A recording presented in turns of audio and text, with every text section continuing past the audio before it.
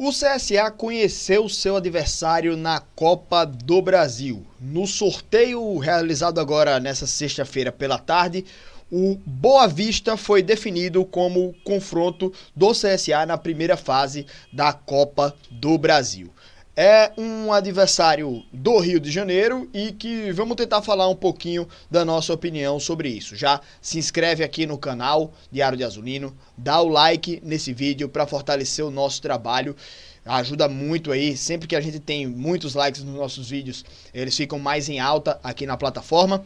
E você já ajuda demais no nosso crescimento. Então vamos falar um pouquinho sobre o adversário da equipe do CSA, que ainda não tem data definida para a execução dessa partida, né? Nos próximos dias a gente deve saber quando o CSA vai enfrentar esse adversário.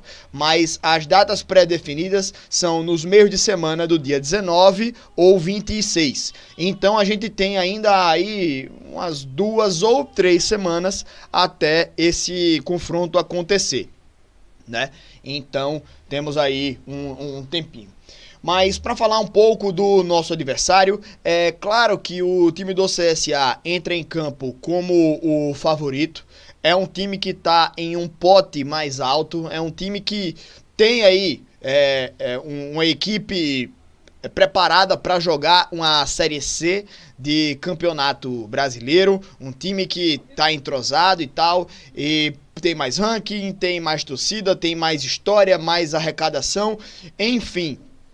É claro que o time do CSA entra como favorito nesse jogo. Mas geralmente quando a gente vê alguns times aí de Rio de Janeiro, Minas, São Paulo, às vezes a gente tem uns times que conseguem aí algumas arrecadações, dinheiro vindo de federação, principalmente quando é um time de São Paulo. E aí entra muito dinheiro e muitas vezes esses times montam equipes competitivas nessa primeira parte do ano. Então, precisa se investigar exatamente como esses times estão na temporada. E vendo o retrospecto da equipe do Boa Vista e colocando na tela aqui para vocês, o Boa Vista é o 10º colocado do Campeonato Carioca. De 8 jogos, ganhou apenas 1, empatou 6 e perdeu 1. Então não é um bom aproveitamento, não é um time que está aproveitando bem essa temporada. E esses 6 jogos de empates têm sido uma sequência recente aí. O time começou o Campeonato Carioca vencendo a equipe do Flamengo. Lembrando que era um Flamengo que estava fazendo um tour em vários estádios do Brasil com a sua equipe sub-20, ou seja, venceu o jogo a equipe do Boa Vista, mas não era o time principal do Flamengo, era um time sub-20. Depois, perde para o Maricá e empata 6 partidas seguidas. Vasco, Sampaio Corrêa do Rio, Nova Iguaçu, Madureira, Fluminense e Bangu. Então, observando o time, não é um bicho de 7 cabeças, não é um adversário que bota medo, né? Então o time do CSA precisa jogar exatamente com o aspecto de ser o dominante, o time que é o favorito, né? Tem que jogar para ganhar esse jogo e não dar chances aí para uma zebra nessa primeira partida. Lembrando que nessa primeira fase agora, a CBF mudou a regra da Copa do Brasil.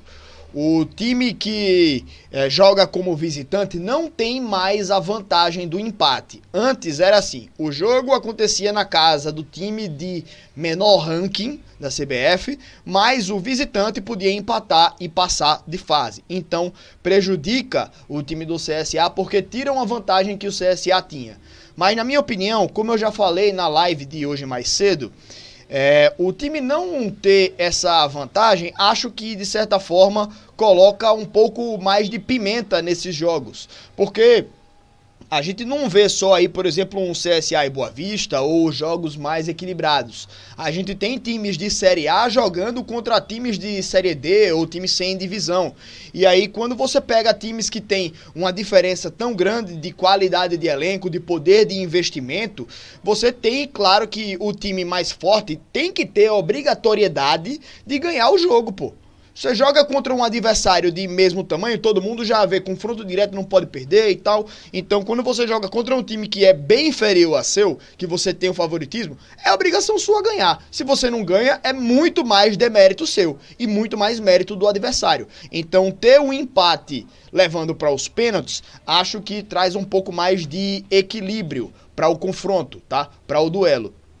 Então, na minha opinião, é uma regra que é, de certa forma, justa para uma competição tão democrática como a Copa do Brasil. Claro que a gente sai prejudicado porque a gente não tem não tem mais essa vantagem, tá? Mas, mesmo assim, acho que o time do CSA, nesse caso, precisa demonstrar o seu favoritismo, ir lá e ganhar o jogo e passar de fase sem tomar sustos, certo? Então essa é a minha opinião. Mas, enfim, meus amigos, quero que vocês mandem aqui nos comentários o que é que você achou sobre esse adversário do CSA. Não pude acompanhar o sorteio, tá? Mas estava aqui, né, de olho e trazendo um pouco da minha opinião aí pra vocês.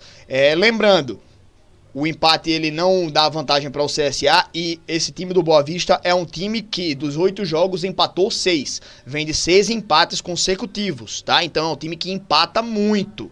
Então tem que ter atenção nisso. Não pode dar brecha para esse time se fechar e se segurar lá, senão eles vão levar o jogo para os pênaltis.